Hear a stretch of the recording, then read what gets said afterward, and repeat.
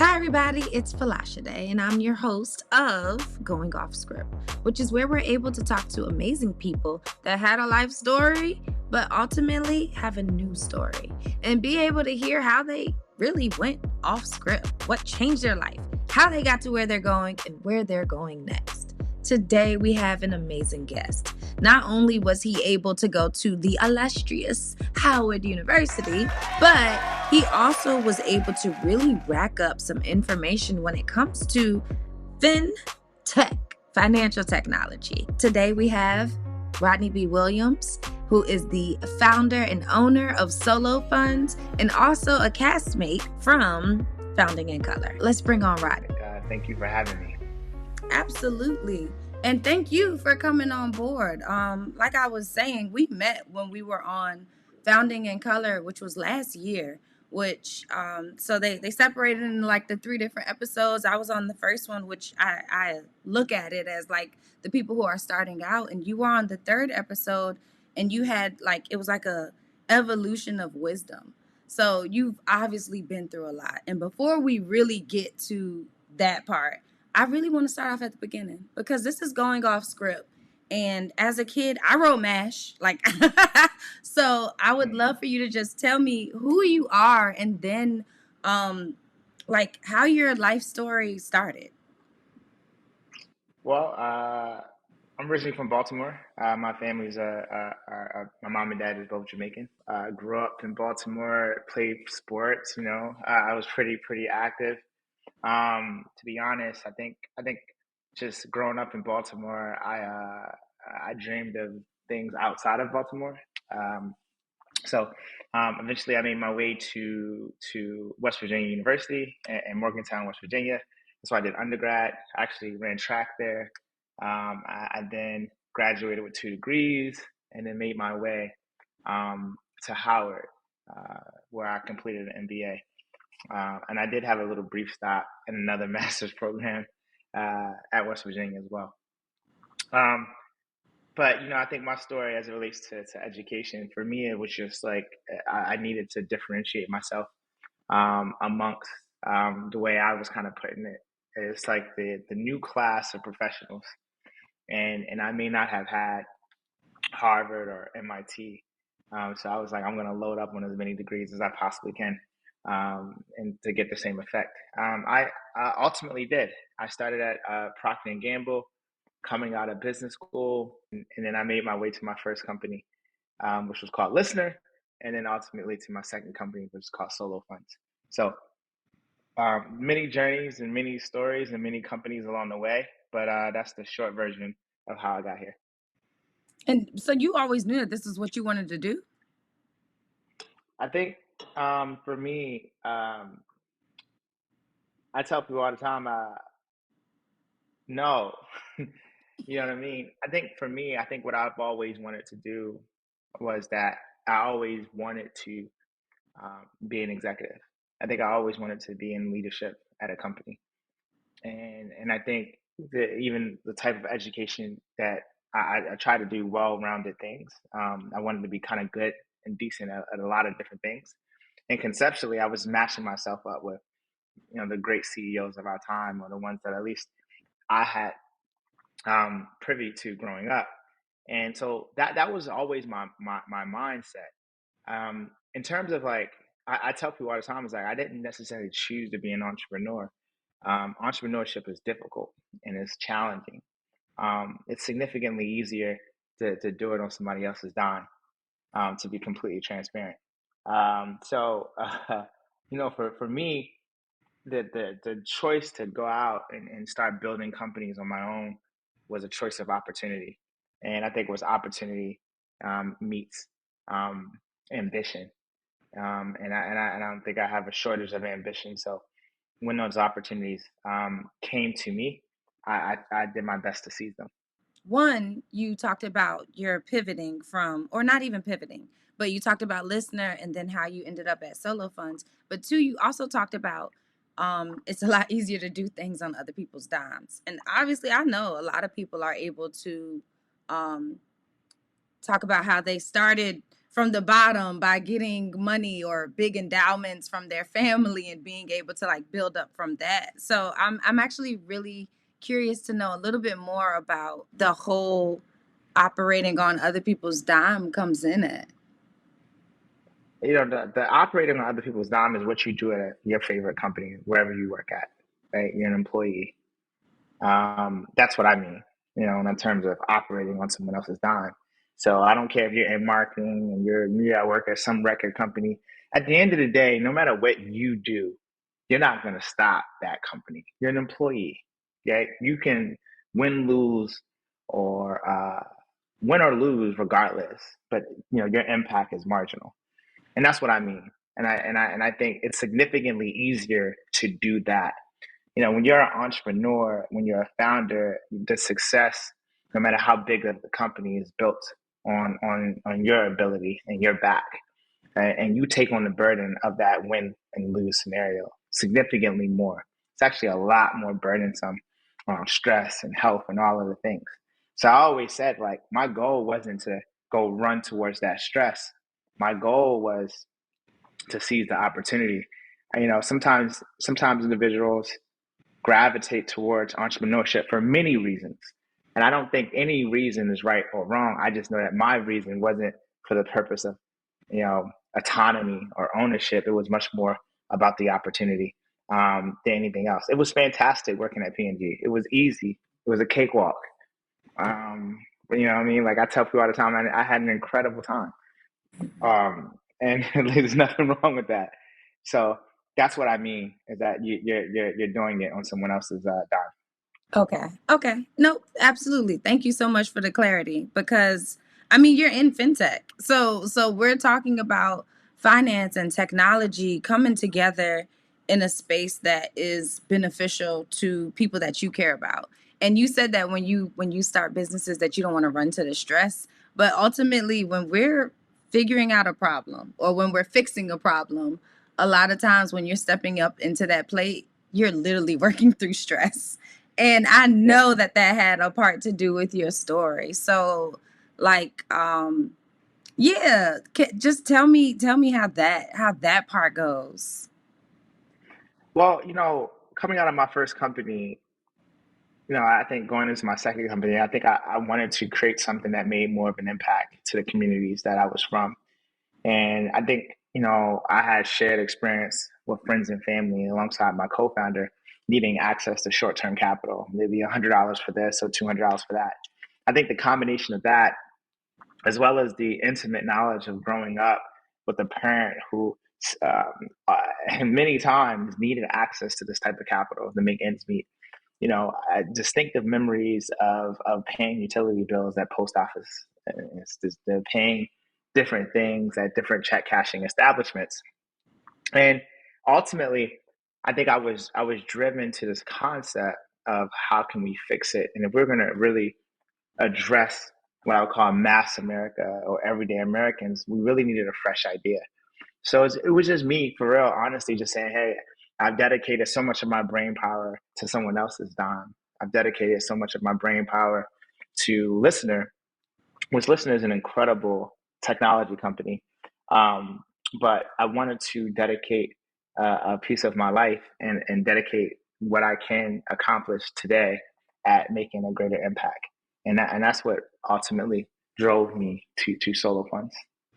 And I love what you're doing with SoLoFunds. So I downloaded it and I'm working through it. But like, I really would love for you to just kind of tell people what SoLoFunds is. That way they're able to understand how dope this is and how they can actually do it right now. Sign up in 2 to 3 minutes and be able to have access to something in our community. Like you said, that oftentimes we don't have $200 to just catch up with certain things. So like I would love for you to just tell people what SoLoFunds is and like how they can really get a part of that.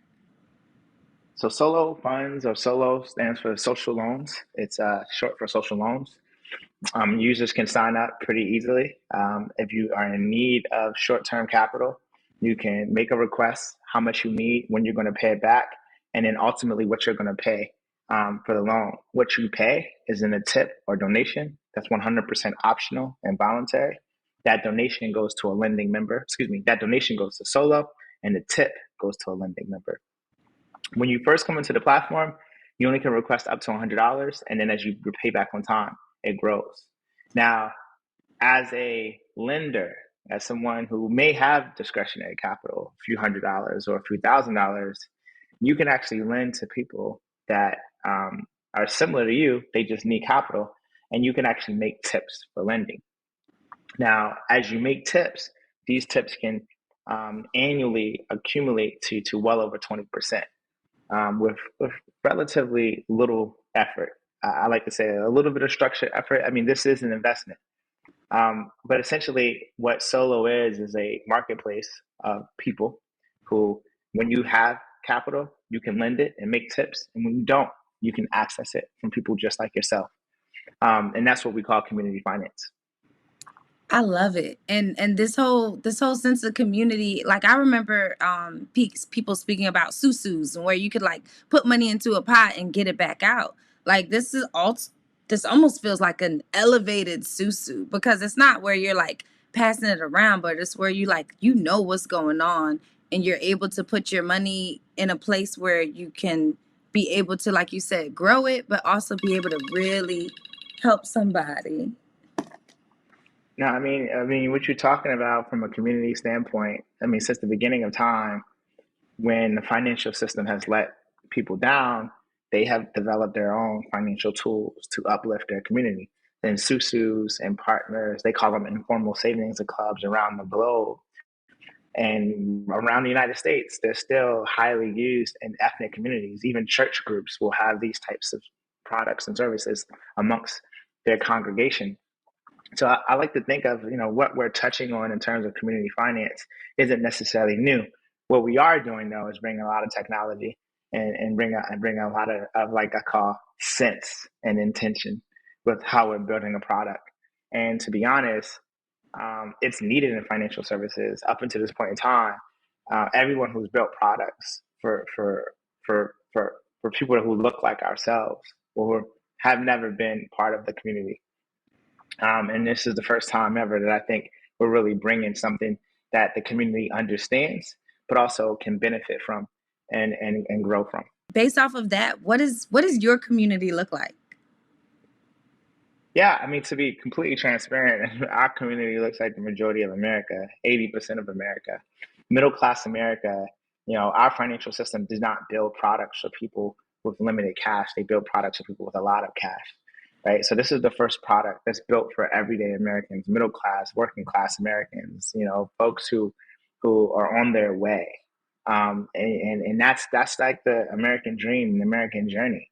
So, our borrowers can be as low as $35,000 a year up to $100,000 a year. People who need this capital don't necessarily, they have jobs, they are gainfully employed, they are educated, they do have access to credit cards. They also are intelligent and aware enough that those things can put them in a negative situation really quick. So something like Solo is much safer for them to access it when they're in need. On the flip side, I do have money in my Bank of America account, or I have money in my Chase account, and it's roughly going to be the same $10,000 today as it's going to be at the end of the year. Well, that's you're at a disadvantage. So how can you turn that $10,000 into $12,000? Well, the Solo is one of the easiest ways to do so, where the average lender on our platform makes over 20%. So I think for us, our lenders tend to be people who make somewhere between 75,000 a year up to around 150,000. Like, you put a big circle around the bulk of America. I always say it's the Uber driver. It's the folks who just graduated college, who are trying to get into their career but are not yet there. They're teachers or social workers. There's a group of professionals that, despite them going to college and working for 10 years, the profession will never equate to a meaningful income as it relates to the cost of living in certain cities. That's like being a teacher. I don't care if you're a teacher for 20 years. The salary is just not necessarily always enough if you live in New York City or if you live in San Francisco, right? But again, these are the folks who are our bloodline and our heartbeat of America. So this concept of like they're illiterate or they're not financially savvy, or they're underserved. It's just really, really bad language. I like to say the group who's using this platform are everyday Americans. It's the middle class and it's the working class. It's the bloodline of America. I love that. It's not bloodline. Oh no, no. Sorry, Beyonce's out here touring. But okay, She is. I absolutely I love that description, and I love your care for words and how words are used when it comes to um the people that we're talking about and the services that are being able to be created by what you're doing. So shout out to you for that, because it sounds very intentional, and I can see that it's very intentional, and I love what you're doing, and I know that it's continuing to grow. But I also know that you're being very what is it, calm right now, because you actually do have some really dope accolades when it comes to it. The fact that this would be what, the first or the largest community finance platform in the US and the first black owned fintech to reach 1 million users. You got some big things that are happening in DC. You just launched internationally in Nigeria. So like, you're definitely building the community here, and you're definitely doing a lot of things in this area, but you're also like taking it out now. Like you're making these steps even bigger. Like, so what is that?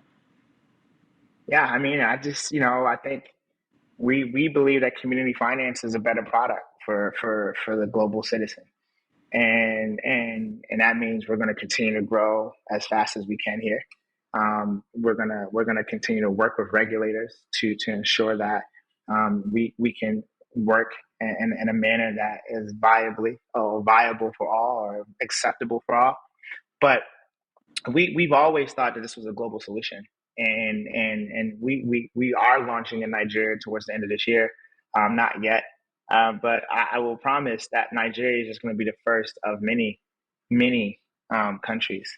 Um, we believe that we can build one of the largest financial service companies in the world, focused on community, focused on people over profits.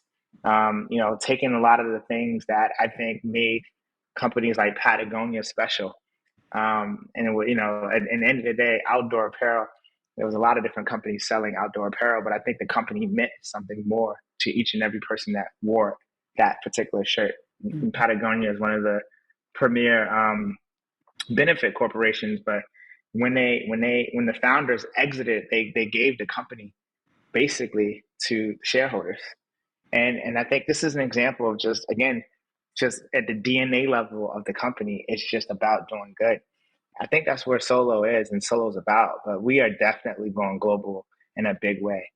Uh, yeah, I mean, that's just part of the process. That is part of the process. We firmly believe that we've uncovered something incredibly special, and our goal is to bring it to as many people as we possibly can. And I'm Nigerian, so I was excited to see that Nigeria was the first part of your international move. Why Nigeria? I think Nigeria, for many reasons, I could probably write a very large paper on how on why Nigeria is so special. But number one, it's the it's like over a billion people in Nigeria. It's the fastest growing middle class. It's second to India, and it's going to surpass India very soon. Highly, the large percentage of the population is under 30 years old. And what I mean by that is they're young, they're thriving, they're educated, they're built on their digital economy, they're built on their mobile phones, and they're incredibly savvy, and they're ready to innovate and change the bureaucracy that put them in that position. That is an economy that's ready for finance the way that we're thinking about it. And you can also look at their fintech infrastructure. Their fintech infrastructure is highly new, meaning it was built over the past few years. So many fintechs there have been successful over the past couple of years. So it's going to be fun to watch. But I think these are some of the things that have made it special. I think from a raw business perspective, with the inflation rate being what it is, meaning that um, inflation is high and Mhm. the Fed rate is relatively low. So that means as a Nigerian, I'm looking for yield, um, and I'm looking for fintechs to provide things like that, and that's what Solo is going to provide. There's this thing that I always ask, especially when we're talking about being entrepreneurs and founders and just things that really can like take us on this journey of um, ups and downs. I call it the anchor and the plane. So anchor is something that you thought was either grounding you, but maybe it held you back. And then a plane is something that was able to kind of take you to the next level. Or maybe once you released the anchor, you were able to go to the next level. So obviously, you've mentioned a lot of like growth in your path or working for some place and a lot of different school and education. Like you have a lot under your belt right now, and you're not even, you're like still very young, or at least you look good because black don't crack. But no, like but like seriously, like what would be something that you would consider an anchor, which again is something that you either that you felt like it was holding you down, like oh, I'm grounded, but really it was holding you back. And then what was the thing that was able to catapult you so you could take flight? I think I think like, and I know that's like it's going to be weird to say, but I think I was anchored in like work over everything. I was anchored in like I was just going to outwork you. You know what I'm saying? I wasn't going to have the best grammar. I wasn't going to write the best emails. I wasn't going to show up the right way. I was just going to outwork you all day, every day. And it got me here, to be honest. I just wanted it more. And it was my crutch. So, I would sacrifice everything to outwork you. That could be my personal relationships, that could be my personal health, that could even mean certain choices, what I mean, for like destructive behavior, right? I was willing to chase my dreams at all costs. And I think that's important. It was an anchor. I think it's important to acknowledge that.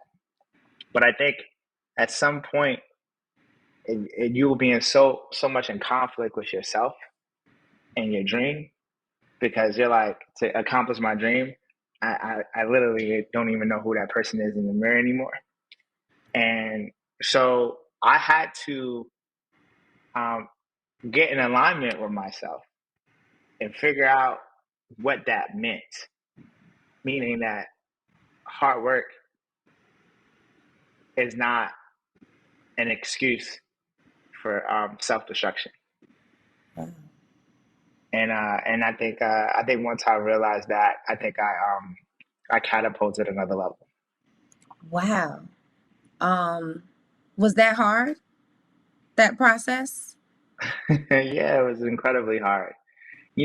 Us as Black people specifically, most of us are still in survival mode, especially Black men. We haven't. We're just trying to do what someone may have told us. We're just trying to be the breadwinners in the family. We're just trying to provide. We're just trying to do what everyone told us that we're supposed to do, which is court and take care of our women, our partners, our family. It's rare that someone has had the luxury to understand what it means to take care of themselves Mm. and in the midst of all of that, right? And I think that's the concept of just being in survival mode. I was just in survival mode. I think as people, the best thing that we can do is not necessarily work life balance, especially as Black people. I think the best thing that we can do as people is that notice that up for a long time, most of us has just been surviving. To get to the thriving part is acknowledging what you need to take care of yourself, but also understand what you're anchored in. Because that also, like, it's like a catapult to understand both. Like Yeah. I know that I can outwork you, but I also know that I don't need to. Mm. to outward. You know what I mean? It's like I Yeah. can't describe it. You Well, gotta have both though. no, well, look, so now you done tapped into something, and now I'm feeling it. So listen, you said something about survival and being able to thrive, but and this work life balance. So I recently heard somebody say something about, I don't want a work life balance. I want more of a harmony. Like, I want things to just kind of flow. If one thing is louder than the other, as long as it still sounds good, it's good. And when you're saying, or when I'm hearing that, and I'm hearing you say that you don't really want to balance, you just want it to like work, I'm thinking of it like a band. Because, like, there are different players, there are different things that have to happen. And in order for things to feel good and to be good, you have to have the different elements from all of those things in order to have like a full song. So I'm almost like we're a song. So I really like your transparency and being able to say that, because a lot of times we have young black men looking up to other black men, and they're overlooking the fact that everyone's going through something, or that everyone has had to look back and see what they were able to do. Like you saying, like you had destructive behavior, like that, or self-destruction, like those things are important, because we don't I don't hear from enough black men about what they have going on. I hear from a lot of my black women that are doing things, and even with us being able to start getting a lot of funding, but I know that sometimes that I don't hear it from black men, because I don't know. Maybe they don't feel like they can speak up, but like I appreciate that. And I know I just said a lot, but I really appreciate that. Nah, it's the truth. Along this journey, I used to. We have this like weird concept sometimes that it's like male versus female, black versus white, Baltimore versus LA. And and when you really get down to the core level of people, we're more alike than anything. And and and and the more that we can understand that, I think the more that we do grow. And the more that you gotta understand that you gotta grow together, like the more you realize what you have to go out and accomplish. It's like a couple. Like one couple can't, one person in a relationship can't decide to be enlightened without the other being enlightened as well, because that's how we are worked. Even as a male or a female, we have feminine and masculine souls, right? And to acknowledge, it's just like this whole thing that is more intertwined than you can ever imagine. And and I even go back to like when I talk to my family, because that's my core. It's like, mom, family, we need to move away from surviving now, right? Like, if I'm thriving, I need you to thrive. Thriving does not mean the bank account changes. So thriving does not mean all of this thing. It's a shift. It's a shift in mindset that is a together thing, right? And it's just but again, I talk in these pathways, but it goes back into the intention of the community that we've built. Yeah. We've created a company and a technology platform that's about thriving, not about surviving. Right? I think if you were to create this product about surviving, you would charge more fees. You would penalize people for making mistakes. You wouldn't be intentional about how the nuances of even like a ladder system. The fact that like when you first come into our platform, you only can request up to $100, and then as you pay back on time, right? These are just little things that people tend to appreciate so that they don't make a mistake.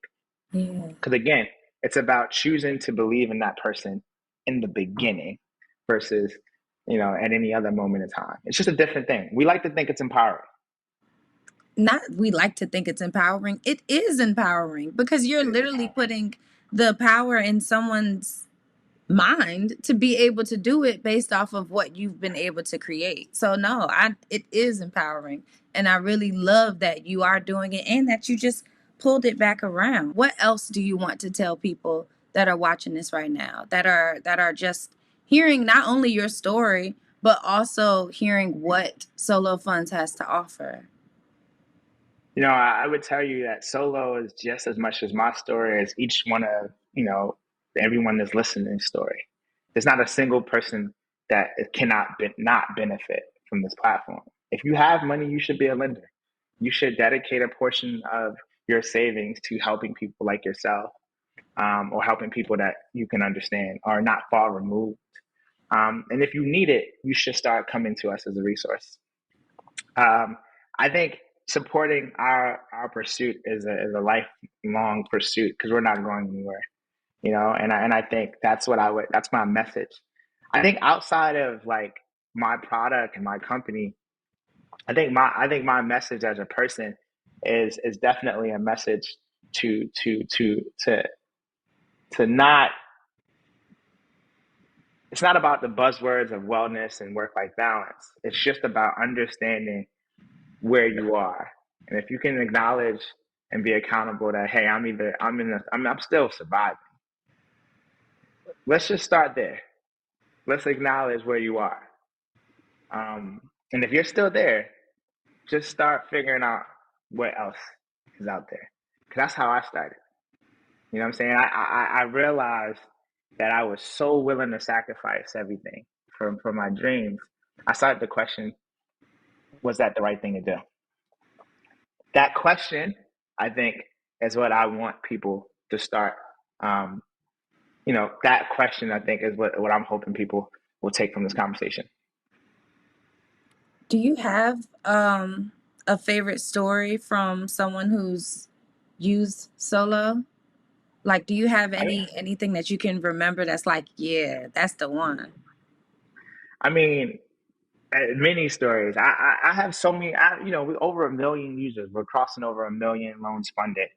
From saving, single moms to during COVID, people didn't have jobs and they needed to pay for their COVID test to get the job that they already got. And all of a sudden you saw a bunch of, we were helping out COVID tests to when they start to outlaw abortion in certain states. You actually saw people request money so they can go across the states and get things done. You to like there was a natural disaster in like the Beltway. I forgot part of Kansas. Like when a bunch of tornadoes, we see a bunch of requests in real time for people needing to get out. We are a real time breathing example of people making ends meet and getting by. So every day I know that I'm doing the right thing. Like there's no ifs, ands, or buts. But again, it's because of those stories that I'm very, very familiar with. I love it. Thank you so much for sharing that. And I love that we're able to actually see the direct impact from what you're able to do, like across the country, because you were able to like really pinpoint a whole bunch of different things, and that's only gonna grow, especially as times are going on. Now I do have one more question, because obviously in the news, we've been seeing that a lot of black funding or a lot of black lenders have been getting attacked, like VCs and all of that. And one of the things that I actually really love about how you communicate is that you built this up as a community. So you're saying like people that look like us, or that certain people aren't able to get access to it, but you still say that this is about a community. So how do you feel about what's going on with those attacks on black businesses and black people being able to receive funds versus what you're able to do with SoLoFunds? I mean, our approach isn't necessarily rooted in an ethnicity. It's rooted in a shared experience that the working class feels. Um, yes, they happen to disproportionately be minority. Also, disproportionately are women, but that's not necessarily our focus. What I will say though, that's our approach, to really, really focus on the entire segment of middle class people. As it relates to VCs of color being attacked, um, it's obvious today, this is the last thing I'm gonna let you guys understand. No matter what you think about Instagram, no matter what you see with Jay-Z and Oprah and Robert Smith, the wealth gap between people of color and people of non-color is bigger today than it's ever been. As Black people, we are the least wealthiest we've ever been in the history since like post-slavery. That's ridiculous. That means the financial system has done exactly what it was decided to do, was to separate the two, and create disparities amongst the wealth. And what we're seeing at the end of that is the power of that wealth being concentrated in other places. They can affect legislation. They can affect the judicial system. They can affect the choices. It wasn't shocking to me all of the things that they were capable of doing. If you understand that wealth is the only way to do certain these things, I think you then change your mindset. So I think we created the bed that we are now laying in, and it's unfortunate. With that said, I have hope. I have to have hope. You know what I mean? Because that's just the only way that I choose to survive these days or thrive these days. And I hope that, and my message isn't actually to the Black VCs or the you know what I'm saying, like the people that are now being attacked. My message is to the the the other side who believes that these services aren't beneficial anymore. And I'm going to be empathetic to that group because maybe you fear something, maybe you don't want something, maybe you feel like you've been taken advantage of. And what I'm trying to say is that we got here by creating differences between each other. I don't think we're going to change that by continuing how different we are. I'd rather acknowledge the insecurities that we're both experiencing that make you feel the way you have to, make you feel that you have to go out and attack another person in this way. I'm going to approach it from that angle. I think that would be my message, or more than anything. A great approach, and I think that it speaks volumes to even how your brain operates and how you want to be able to just make an impact and make a change and make a difference. And that's why I'm really excited that you're doing what you're doing, and really excited to even be able to talk to you now to kind of just be updated, because I'm big on community and I'm focused on it in the ecosystem of how we can do it with media and being able to share the conversations, very similar to what you're talking about. So also being able to understand how financially that goes into it is just as important. So this is actually super helpful, and I learned a lot as well. Awesome. Well, thank you, thank you for And I know I got off a plane, but I'm gonna make sure I make time for these conversations because I think they're important. Absolutely. No, and I appreciate that. Look, we was talking about anchors and planes. You just got back from a flight. You know what I'm saying? But thank you for taking time out to be able to speak to me. Please, like, let everyone know where they can find you and how they can also be a part of the solo community. Well, all the information is at SoLoFunds.com. I'm Rodney B. Williams on every single handle. Follow me, support me, wish me well, wish my company well, and that is also a mutual benefit. So, thank you for this. Well, I wish you well, even though I'm seeing you doing great things, but just pouring back into you one more time. Congratulations on everything. I'm excited to see what's next, and I'm definitely going to stay focused with how you're able to move, especially internationally. Congratulations, and thank you for being transparent and for being a voice for people who can learn from what you're doing. So thank you. Definitely. Thank you. Bye. Thank you all for watching Going Off Script. That was an amazing conversation with Rodney, and I hope that you were able to learn as much as I did. This was a great way to really understand the importance of community. While Unscripted is focused on the ecosystem of bringing people into being able to create content, he is really focused on being able to help people make ends meet and then to be able to go from surviving to thriving. Because, like he mentioned, our net worth is actively declining, and the wage gap between our counterparts is getting further and further away. The only way that we can make a difference is if we actually create something that can do that. And that is what we believe SoLoFunds is doing. And that is why we are so excited to be able to talk with Rodney. So, thank you again for being on the show. Please, as he mentioned, go to SoLoFunds.com, learn all that you can about it, and then join. Get a part of that. Ask for funds or give funds. But no matter what, being a part of this community is definitely something that we need. And I think that it's going to be beneficial to you. Everyone is just one moment away from something not working out. So let's work together so that it can all work out. I hope you have a great day, and thank you for watching Going Off Script. Meet me next time on Going Off Script.